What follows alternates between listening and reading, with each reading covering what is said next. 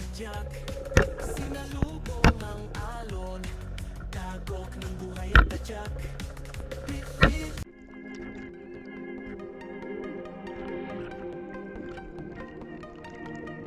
Welcome back again sa ating panibagong episode guys, na kung saan makikita kayo ng nights for fishing activities. Kaya kung hilig nyo sa dagat o hilig nyo mahuli ng isda, tamang-tamang channel na to para sa inyo. Tara, samahan nyo ako muli ngayong gabing ito. Night dive tayo dito guys. At nandito na ako sa dagat. Hindi na ako nakapag-intro, gawang malakas yung alon kanina dun sa sinimulan ko.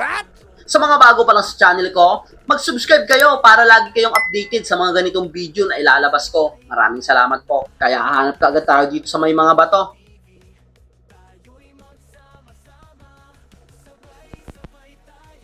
Napakatumal talaga ngayon ng panain, kahit umaga. Halos 1 week akong walang huli, kaya nag-try muna tayo mag-night dive ngayon.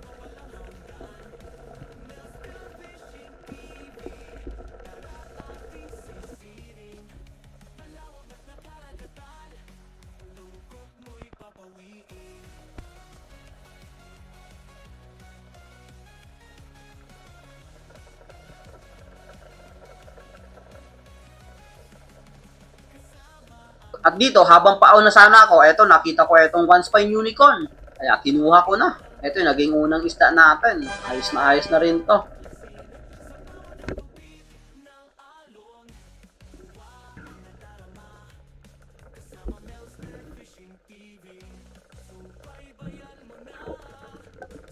Eto, at pagbalik ulit dito sa ilalim, may nakita kagad akong isang good size na lapu-lapo. Kaya, eto yung naging pangalawang isda natin. Eto yung kalimitang nahuli natin sa night dive na lapu-lapo. Etong ganitong kulay. Balik ulit tayo dito sa ilalim. Napakadalang talaga ngayon ng panain. Kahit gabi, nakailang sisid na rin ako dito. 2 piraso pa lang yung nahuhuli natin.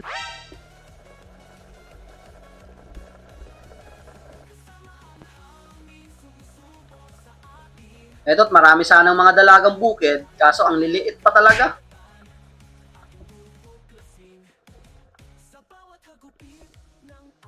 Dito sana may nakita akong pumasok na isda dito sa butas. Kaso sinilip-silip ko, hindi ko naman makita kung anong isda yun. Kaya umangat muna ako. Pagbalik ko dito sa ilalim, hanap ulit tayo dito sa may mga bato. Napakalinis talaga ngayon ng dagat.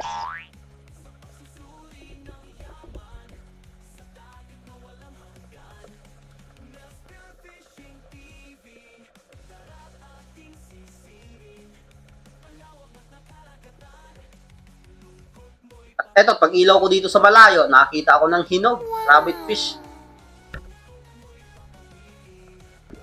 Mabiyar naman ito kung tawagin dito sa amin. Eto't, ang dami talaga sanang dalagang bukid. Kaso nga lang, halos wala pa talagang isang dangkal.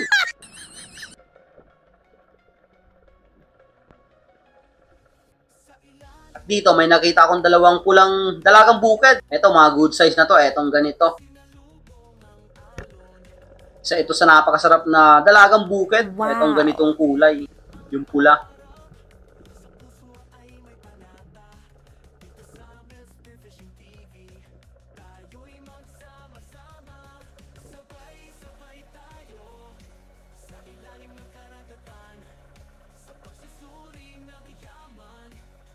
Eto't habang humahanap ako dito sa may mga batuhan, eto ang nakita ko. Gising pa itong isang goldfish. Kaya dali-dali kong pinatamaan. Baka tumakbo pa palayo.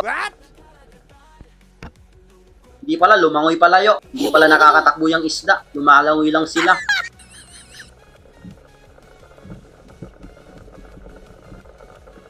Eto't pagbalik ulit sa ilalim, meron sanang etong mga soldier fish, kaso nga lang, ang lilit talaga. Gawang dumaan talaga yung bagyo dito, nasira etong mga corals, nawala talaga yung malalapad.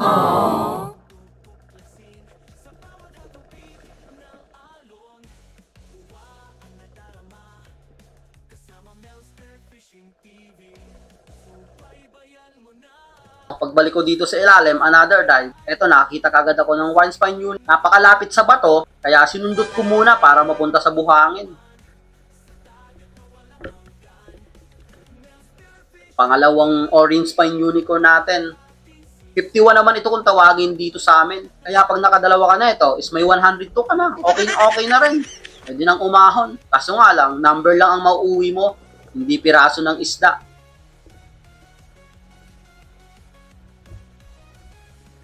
Kaya pagbalik ulit dito sa ilalim, eto, nakita ko, isang goldfish na naman. Eto't muntik pang isabit yung line ko dun sa may batuhan. Buti lang, natanggal. At wala na akong pagsisid. Pangalawang goldfish natin.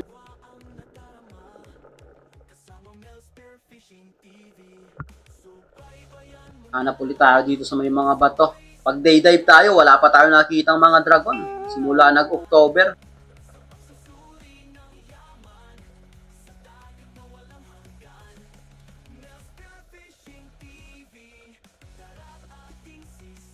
Ito, isang goldfish ulit. Kaya kunin na natin. Goods na to na pangbenta. Itong ganitong size is okay na pag night dive. Mabenta kasi ito, itong ganito dito sa amin. Napakasarap ipaksiw itong ganitong isda. Pagkatapos kong magpahinga dito, bumalik agad ako sa ilalim at ito, nakita ko. Isang lapu-lapu na naman. Gaya nung naunang nahuli natin. Pero ito is mas malaki. Nice!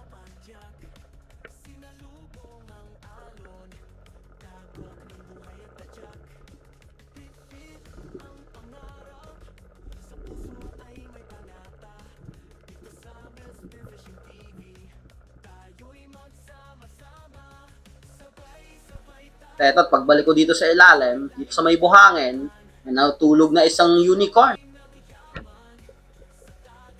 Ito naman, yung unicorn na bilog, yung parang slender unicorn siya. Pero ang ganitong unicorn is hindi na lumalaki.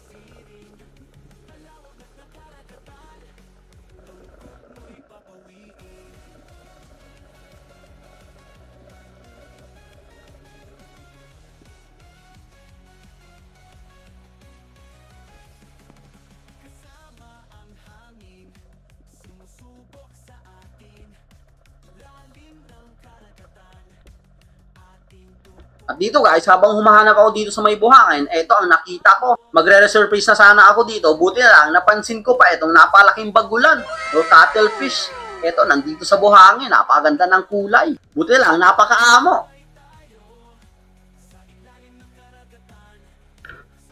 Kaya pagka-pull ko ng trigger, ayun, spine shot natin, hindi na talaga nakagalaw. Bihira lang tayo makahuli ng ganito. Sa ibang lugar ito is ang dami talaga nilang nahuhuli pag night time. Gaya dun sa mga Palawan na nakikita ko ng mga vlogger, ang dami lang nahuhuling ganito. Malaki pa. Pero dito sa amin, isang dalang etong ganitong cuttlefish.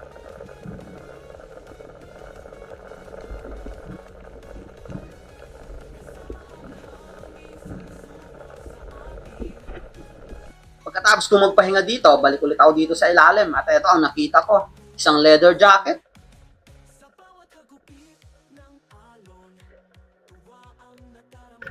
Ito ang pinakamasarap na isda pag piniprito mo tapos gagataan mo. Napakasarap.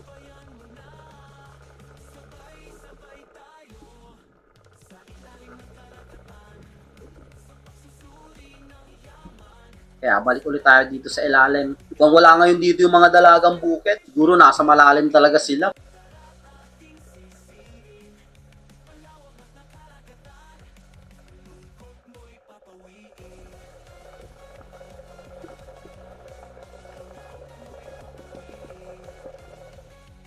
Dito sa dive na to, habang pailalim ako, may napansin akong 2 pirasong isda. Kaya dali-dali akong sumisi dito. At binilasan ko dito yung paglangoy ko papuntang malalim.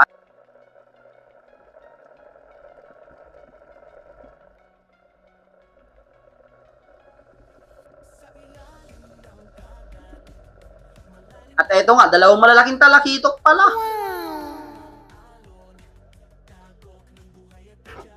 Minsan lang tayo makahuli ng ganitong uri ng talakitok, etong ganitong malapad. Hindi siya yung mamsa na tinatawag natin. Siya naman is parang pabilog. Isa rin ito sa napakasarap na sinasabawan.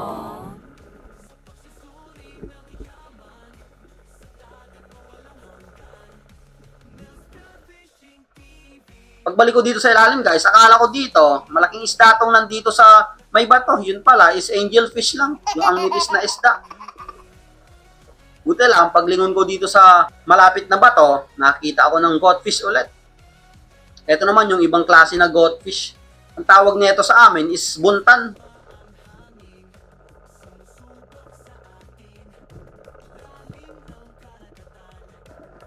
Dito guys, makalipas ng 3 oras ng pagdadive, lumakas na talaga yung alon at eto na yung naging last dive ko. Kung medyo pagod na rin, madalang talaga yung pahuli natin.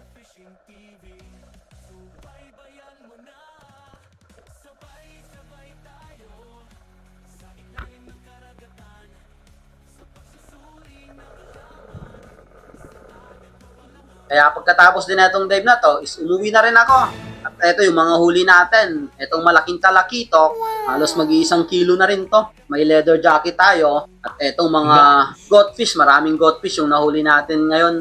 Nakabenta naman ako dito guys ng 3 kilo. Binenta ko yon ng tig 170 per kilo. Yung tirang isda is inulam na lang namin gawang hindi ako nakakatikim ng sariwang isda pa. So yung 3 kilo is nakabenta naman ako ng 500, kaya okay na rin na night dive yun. May 500 nakita na ako. Bawi na lang tayo sa susunod na mga dive. Shoutout nga pala kay Mark Cervetos, Pudi Edward, Johnny Tumampos, Daryl Como, Ariel Tabayag, Edison Abac, Rini Alisin, Alo Family, Yapox TV, Aldrin Encio, Alan Tingala, Alexander Pesquera, Pesquera Family, Carlito Pilapil Jr., Mabahin Family, Batas Family, Alan Floranya, Hanford de San Jose, The San Jose Family, Annie Rosal, Jamil Shane, Bagamasmad Family, Pablo Alaw, Ryan Midala, Dennis De La Cruz Family, Florante Miranda, Elvera Miranda, Jardin Atrigra Family, Mabahin Family, Jory Moster, Brian Pagkaliwagan, Alma Garbin, Ronald Imbodo, Richie Fernando, Fernando Lacasandili, Leopoldo Orsal, Marilo De La Rama, Danilo Adalen, Federic Rabang, Tatay Del Kitchen, Richie Gusar, Noel Grigo, Mark Vasquez, Nicodimos Losada, Noel Panturas, Danilo Baino, Johnny Heisten, Vinacio Agustin, Cesar Abling, Justin Alvarez, Joel Bael, Reynaldo Mahilom, Eman TV, Jessica Ging, Malus Family, Joel Ranas, Malon Hamisola, Nam TV Mix, Kuya Bert Diosdado Oraya, Tony Saarinas, Jefford Binagen, Wardo Vlog, Manang Hilaw, Nabales Family, Bong Disulo, Laarme, Tricia, Rian, Bebe, and Edna Disulo, Ruel Nabales Latupan Toledo. Maraming salamat po sa inyong lahat. So hanggang dito lang muna yung video natin guys, hanggang susunod nating episode. Bawi na lang tayo sa susunod na episode.